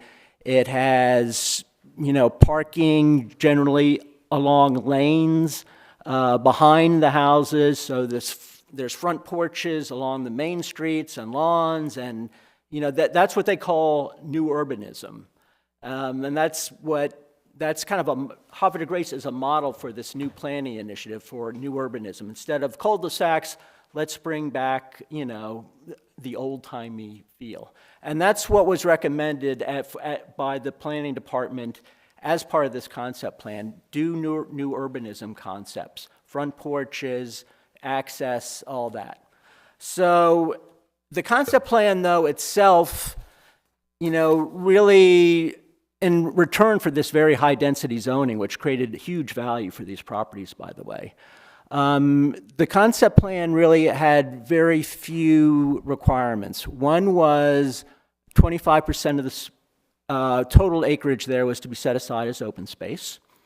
But the 50-acre, and there's some 225 acres, I'm roundabout, but they were allowed to count the conservation easement as 50 acres. So it's 50 acres of a minimum 61 acres is in that conservation easement, which is not really accessible to the public, not really, it's a wonderful thing to have, don't get me wrong, and it's great that it's there, but it's not of particular use to the future residents of this area. The other part of that, though, was the park area. And Tom, would you mind pointing that out again? Which is the old farm buildings there. And it was left undecided whether to keep the farm buildings or require the developer to take them down so that could be used as a city park. And the Susquehanna Trail was also allowed to be counted as part of the open space. So that doesn't leave a whole lot, by the way, for all the rest of the development in terms of open space that people can actually use and engage, and the hundreds of new residents that would engage there. The other thing that was the only other thing that was pretty clearly stated was the road system. And if you look at the concept plan, there's roads A and B, which is what's being built right now. That's the subdivision up there. Scion Hill Estates. Then there's Road C. Would you mind pointing that out, Tom? Yeah, Road C. And that was identified as a collector road. And you know how Bully Rock is developed? It's got a collector road, and then all the residential streets and the condos feed off of that. And so in the requirements and the text related to it said this would be a collector road, there'd be no houses on it, and everything else would feed off of that. And then there's Road D, which we've talked about, which goes out the present driveway and goes out to 155. And then Road E, which goes out to Bully Rock Parkway. So that is the basic infrastructure system. And so it provides a variety of ways to get in and out, and then individual projects would feed off of that road system. What was not mentioned, though, anywhere in the concept plan or in any of the staff reports or the Planning Commission report was accessing Mount Felix via that out to Road A. The two ways that the concept plan, and there's really detailed notes down there, note 13, and also in the Planning Department and Department of Public Works report, there are two ways identified to provide access to Mount Felix. One was to go out straight down to 155 along Road D, which one would think of logically. But there's some problems with that, as has been pointed out tonight. One is just getting through the existing Mount Felix mansion. It would be very difficult. It would be disruptive, as you said, Tom. And the other thing that the Department of Public Works identified is because 155 is so busy, access would probably have to be limited to right turn in and right turn out, which is not ideal. So the second way to access Mount Felix and the development parcels, which by the way were identified as elderly housing or assisted living. The other way out was to go out to Road C, the collector road, and which would make a lot of sense. That's how, again, how Bully Rock is done. And yes, Mount Felix would have to go through the lands of Green to do that, but and might have to build Road C themselves if that isn't built already. But even the notes made allowance for that, and there would be cooperative agreements between the Ionella property and the Green property to allow that kind of access. So, but again, access out to Road A was never identified. And it is shown on the map as a temporary easement. It is a permanent easement. I even looked at the May 19th, 2020, when y'all were wearing masks, and it was discussed, and it was really identified as potentially an emergency access, but even the applicant said, no, our primary access is along Road D from 155. So this is a big change.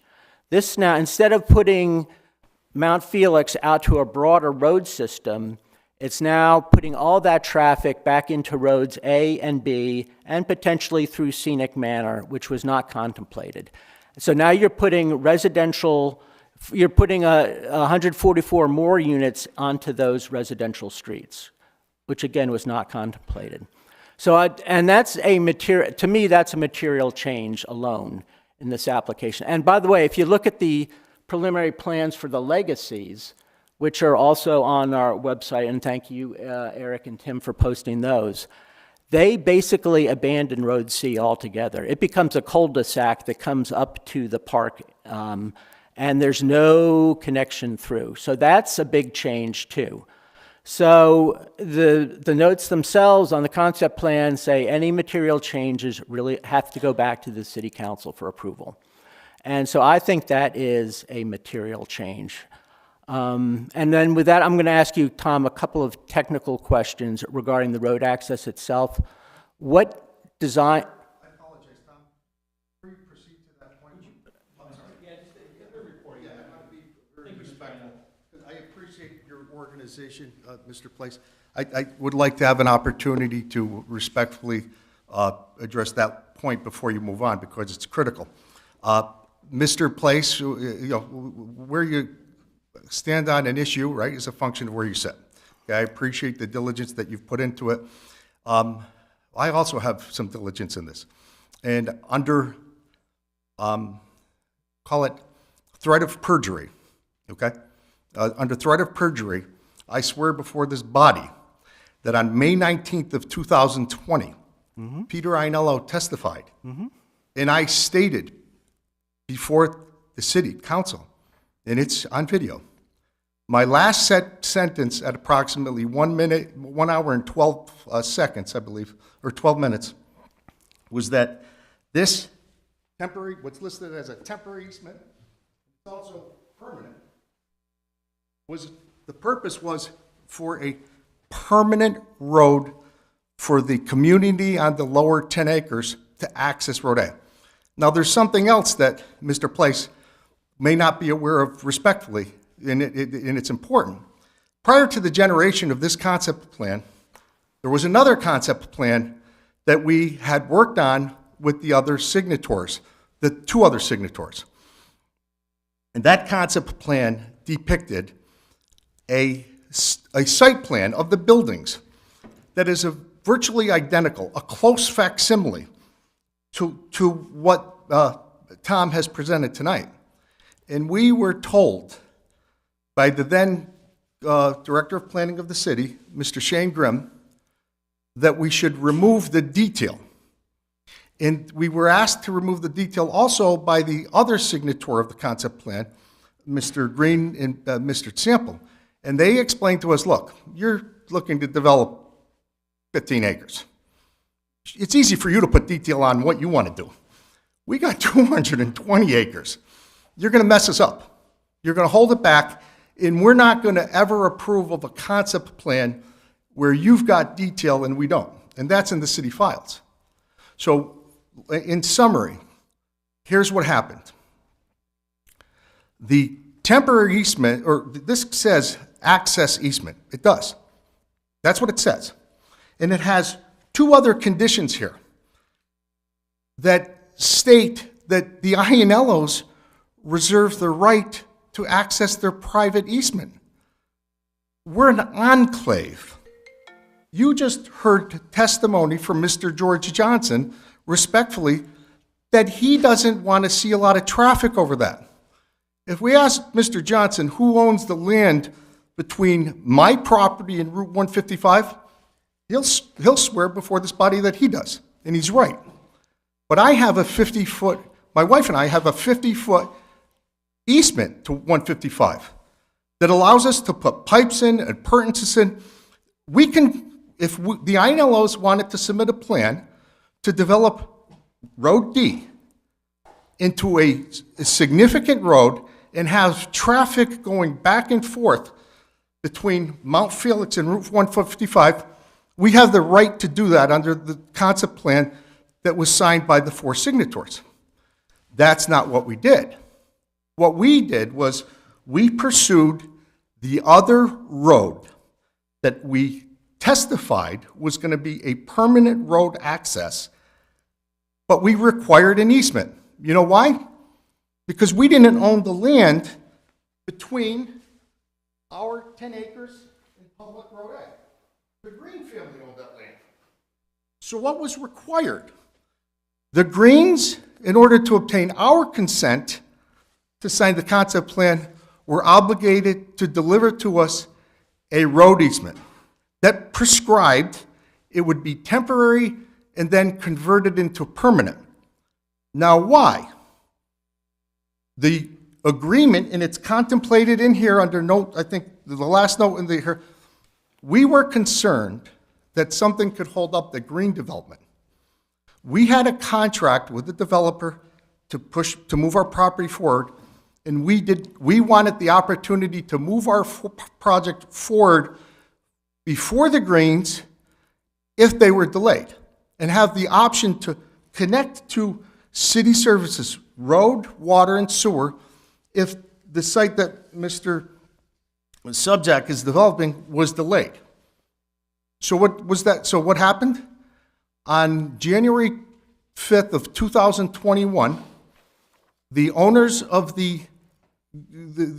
David's predecessor in title, the developer that pursued the entitlement of this property, issued to us an easement. And it says temporary to permanent easement. And it just so happens that when David's company, Crosswinds, applied for the land plat for his approved subdivision, this road that was described respectfully by Mr. Place as a temporary easement, that's not what the land plat says that's recorded for Sign Hill subdivision. It's recorded as a permanent road. It's not recorded as an emergency access road. No, it's recorded as a permanent road. And the last thing I'll say is to deny our ability and to suggest that we should not be allowed to use that easement, forget about easement. That's a public road now. You're denying our access to a public road? I'm concerned about that. In nowhere on here, the last thing I'll say is this. Last thing.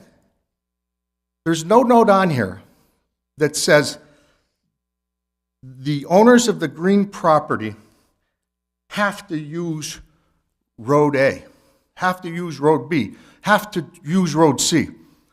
This is not restrictive in nature, sir, and to interpret it otherwise is concerning.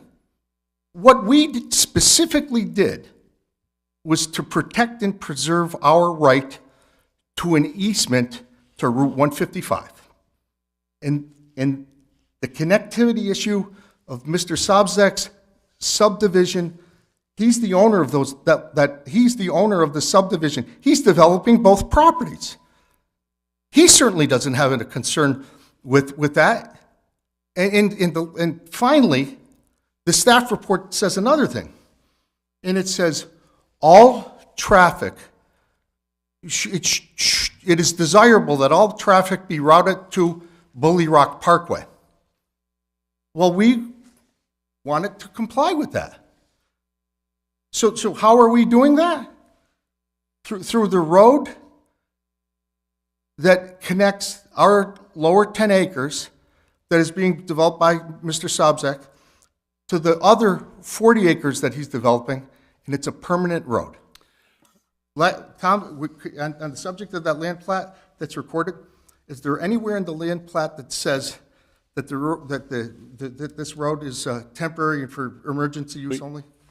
No, it's We need to clarify one thing. You can't take an easement and turn it into a public road. You can't do that because you can't dedicate it to the city of Havre Grace when it's in an easement. it's platted currently as a public road, correct? Well, I mean, which is it? Well, on here it's shown, on here it says 50-foot wide utility and access easement. And then during the platting process, they then platted it over to being a public road. Well, then that means that whoever owns that easement, the actual root owner, is going to be donating that easement to the city of Havre Grace. Is that what that means? Well, I don't think it's a donation now. It's a portion of the city of Havre Grace's public road, correct, Tim? I mean, I think Make sure I don't miss. I think it would be once it's properly constructed and inspected, and then it'd be dedicated to the city. Sure. Mm-hmm. All right, I don't want to belabor this too much, but I'll just say this. I'm going to read, reading note 13 is really hard. I'll read note 11 in what the Department of Public Works said. Upon obtaining final site plan approval and after all bonding requirements of the Public Works Agreement are met, the owner or developer of the Ionella property shall be permitted to construct Road D within the existing 50-foot right-of-way easement. If the State Highway Administration denies full access or restricts the intersection at the level road 155 entrance to the Ionella parcel to right-in or right-out movement at Road D, then the owner-developer of the Ionella property may design and construct that portion of Road C from Bully Rock Parkway to the intersection with Road D at the public park. Any cost sharing or recoupment of costs associated with the construction of Road C shall be documented in the Public Works Agreement for the development of the parcels connecting to Road C, and there's no mention of Road A. And before you get up again, Mr. Ionello, let me just further state that the drawings there themselves, they show the public roads as that gray color. And that gray color, it does not extend into your property. And at the May 19th, 2020 meeting, the chairman asked you specifically, do you intend to go out the back way, meaning your easement out to Road A, or do you intend to go out the front door via 155? You replied, we're going out through Road D. And so the chairman said, okay, you're going out the front door, not the back door. So that's all what the record indicates. And because of that, and because now Road C is no longer existing in the Legacy's property, that's why we need to take a fresh look at this whole thing. Not just regarding your property, but the Legacy's property. And to really, and this is, and it requires going back to the city council, and that's where issues like parking and other things can be discussed. So if I may, Mr. Chairman, I want to go on to some more specific questions regarding the proposed access road itself. Please excuse me. I ask relief to address that last point, and I'm done.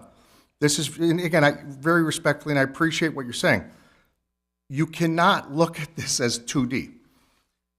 There is a 375-foot foot, I think it's 390 actually, hill that sits in the middle of this property. It's a plateau, it's a ridgeline. It bifurcates the property. There were two things that happened in that May 19th meeting. Yes, we said we were going to use road. I got a 50-foot easement, we're using it. Sure, we're going to continue using that. That's for the home, the business. The second element was, what are you doing down here? And under threat of perjury, I swear before this body that I testified at approximately 1 hour and 12 minutes that road that we're referring to would be converted into it would be a permanent access for that lower 2 acres. My options were either A, to drill a tunnel through the hill to preserve the landscape, right? That was one option to get to road. Anyway, I'm not going to subject you to this. That's the fact, the physical constraints of the property, and the property has, in this drawing, 2 points of access. And there was a prior generation of the single concept plan that actually showed road connectivity doing exactly what Mr. Chip Place says, respectfully. There was another single concept plan, and Mr. Boursier, and February 20th in the year 2020, approximately, there was a single concept plan that was presented by Mr. Green at the suggestion of Mr. Whitty that showed connectivity from my lower 10 acres to Road C. And Mr. Green told me, I'm not signing that concept plan because if I do, I'm losing lots. Connect here. We're going to have to wrap this up. Yeah. All right, I think the record speaks for itself, and the way to clean this up is to take it back to City Council. But specifically, let's assume we're going through the 50-foot easement. What road standard were you using there? What Harford County road standard were you using, Tom, sorry. I'm gonna have to look that up and see, defer to whatever the required road standard is we would be meeting, so. Okay. Well, there's a townhouse road standard, which is what it looks like, which has a 28-foot closed section road, I think. But here There's two different types of those. Yeah. So, sorry. And here it's not only townhouses, but of course the condos. So I think that kicks it up to a higher road standard. And, I'm certainly not an expert on this, but it looks like it could be a sub-collector road, which requires actually a 60-foot right-of-way and, and a 36 closed section. So I think that's something to really look at. And by the way, I think your townhouse road is over 600 feet long, which exceeds the subdivision requirements for a dead-end street or a cul-de-sac street. So you're gonna need a waiver on that one too. I think it's 900 feet. Let me go on to my other point. My other 2 points more quickly. The site plan requirements also require that you provide access, pedestrian access, and safe bicycle access through any site plan. And that this is especially important. And they also require in another place that you provide connectivity to residential neighborhoods and to parks. So right now, as we've discussed, there's no real clear connectivity to the park. And again, the 5-acre park is the open space amenity in this whole area. Not just, for green, for yours, but for the whole area. So there's no real connectivity to the park for your future residents to enjoy, nor is there connectivity from the new subdivision and Scenic Manor for that matter, roads A and B, Scion Hill Estates through the park. So this is where, open space comes in a little bit more broadly. By the way, the Harford County road standards for safe bike access calls for, at minimum, a 8-foot wide bike lane In certain circumstances, it's 10 feet. So I think you really need to fundamentally rethink your diagram here. One of the first things you might have drawn, and this is where that 50-foot access would come in real handy, is getting, a pedestrian bike access from the neighbors right through your property to the park. It would serve the neighbors there, and it would serve the park, and the neighbors and your development. And, your open space, I can understand why the INLs would want to create a buffer to the townhouses from the winery, but there was also an opportunity here for not only that serve the townhouses, but to serve the condos too. So more centrally located open space park that's part of a greenway through that site would be real beneficial to all, and it would create real value, I think, to everybody too. And by the way, that kind of connection is required. Then thirdly, I appreciate you making the efforts on the site plan, on the sight lines. I won't go into those too much, but I think it's really important that we really nail down that buildings on Mount Felix, other than the mansion, the new buildings are not visible from 155. And so I'd appreciate that analysis, and maybe some screening or something else would be appropriate there so we don't see buildings and this is on the crest of the hill, by the way, too. And finally, on that point, the architecture of these things, these are packaged buildings, these are pre-designed plans, right? Yeah, generally, yes, except for obviously colors and certain facade, orientations can be modified. Yeah, the other thing that was mentioned in the reports by the planning department and the commission was, it's really important to be responsive to the existing architecture out there. And it talked about brick buildings, it talked about dormers, and I'm personally not a fan of mimicking existing historic buildings, but it's very important to at least reflect some of the character and the scale and the materiality of the existing buildings. And certainly the townhouses a little bit, but the condo buildings don't really do that. So the condo buildings look like they could be from anywhere. They're not responsive to this site. So I'd suggest you hire an architect and work on those a little bit. So this feels of one piece. Not that it's a bunch of new stuff just plopped down on the site. So that's why I would think this, and you're going to have time, by the way, because the water modeling situation, I don't think they're going to, that was the meeting on Monday night. There's not going to be water supply here, it sounds like, from what I could gather, in the immediate future. So this is a good time to rethink the concept plan, not only your property, but the legacy's property, to make sure it's all working as one. All right, thank you for your time and your indulgence on that. You need to say something else? Can you make it brief? Yes. Okay, thanks. Again, with respect to Mr. Place's last comment about visibility from across the Ag Eastman rooftops, I'd like to submit for the record, this is a photo taken today. If you're on Route 155, you see all the rooftops of Scenic Manor. Okay, thank you. Thanks. Does anyone else among the commission have anything that they want to add?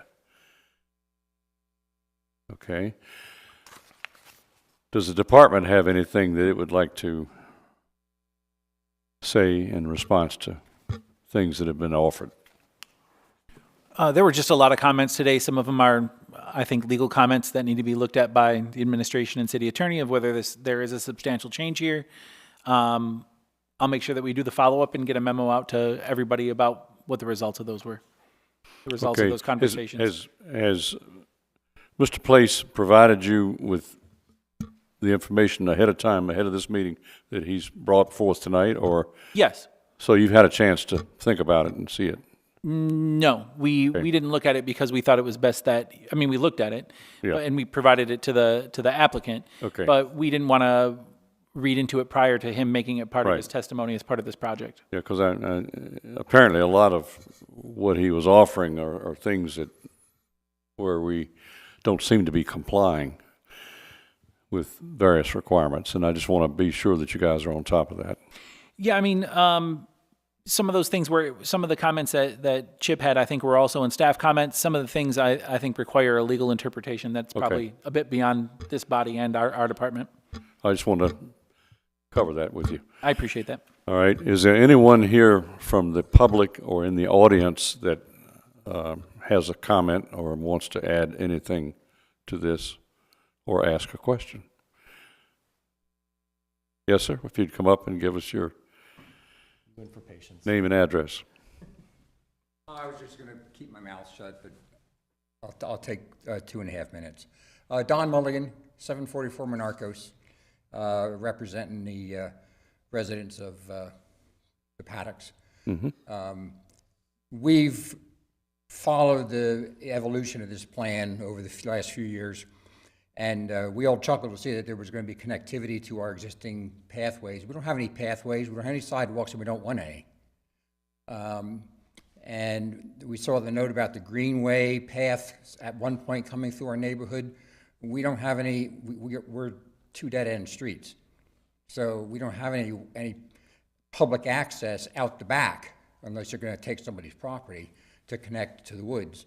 So we didn't really expect that to go anywhere, and it looks like it isn't. But you made the comment it's going to go on Bully Rock Parkway. Maybe. Bully Rock Parkway has no public road access, walking or bicycle path. It's actually quite dangerous, and you go over the hill down Scenic Manor on Chapel Road, and it becomes very dangerous for people who are trying to walk that path. And people do walk that street, but cars have to stop to go around them. And finally, I want to endorse the good intents that Pete is expressing on behalf of his concerns about access to 155. And the words escape me to make comment about the due diligence that wasn't done in approving Scenic Manor, that horrendous development that exists. It's as an eyesore, and I'm hoping that all the conversation here can give me confidence that you're not going to let an atrocious thing like that happen again with all these developments. That's all. Thanks. Okay. Thank you, sir. Could I add one more point, please? Yes. I just wanted to echo, Harry brought it up, and now Mr. Mahoney, I think it was. Yeah, the lack of pedestrian and bike facilities on Chapel Road and Bully Rock Parkway is a big problem. And that's not necessarily these guys' problem. And I know we're doing a study on that, but talk about adequate public facilities. There's not adequate public facilities on Chapel Road or Bully Rock Parkway, and those really need to get fixed. And it's, it's dubious to be adding further cars onto those roads where people are walking without sidewalks or basic public safety. That's all. Thank you. Anyone else? Yes. Well, the gentleman who's working on Sign Hill, being a great asset for the hope that Havre raises adequate recognition for adding that to our. You're referring to the winery? No. Oh, I'm sorry. Sign, that's right. To Mr. Johnson, yes. Yeah. Yeah. Yes. Mr. Iannella, I just want to clarify, you shared a picture tonight, right? And I go down, yeah, go ahead if you want to come up. No, I'm listening. Okay. Well, I drive down the 155 every day, and I am seeing things develop over time. And I too can see the rooftops of the sign from the 155. I've also visited your facility and have gone down that road that accesses the 155. It is a very rural little road. And it just goes directly to your home and your winery. And I think that preserving that at this point in time, it seems that that would be the right thing to do and not make it an access road. I don't see how it could cut through and I think it would cut into your home and your livelihood. So is that the point you're trying to make about that road? Yes, please. Sorry. No, thank you. Then I promise to make it brief. Appreciate everybody's time. So this is the road you're referring to. It's Yes. depicted as Road D on the single concept plan. So this is a unpaved road. It comes to the winery. And the plan does not contemplate directing any traffic of the new development on what's depicted as Road D. The entire traffic for the new development is contemplated to go through the permanent road that was platted in Mr. Subzak's subdivision that achieves the connectivity and continuity with the road network. Thank you. Okay, thank you very much for clarifying. I appreciate it. Anything else? All right. Is there any other old business we want to bring in front of the Planning Commission tonight? None? Well, thank you all very much for the presentation. I hope you leave here with a sense of how we think about the project, and we have offered quite a variety of opinions. I hope it will be useful to you, and having no other business, I'd like to hear a motion that we adjourn. Yeah, second? Second. Thank you. Thank you all.